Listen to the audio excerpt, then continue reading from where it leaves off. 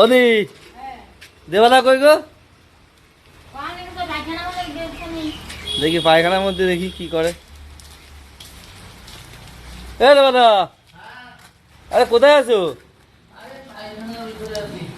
আরে পায়খানার মধ্যে আছো, কি করছো পায়খানার মধ্যে? আমি দরজা খুলেছো? দেখি কি করছে। আরে কি করছো তুমি?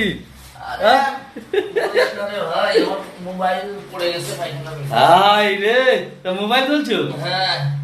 হাই রে, কি আমার সাথে মস্করা করো? তোমার কাজ শেষ, মোবাইল পড়ে গেছে।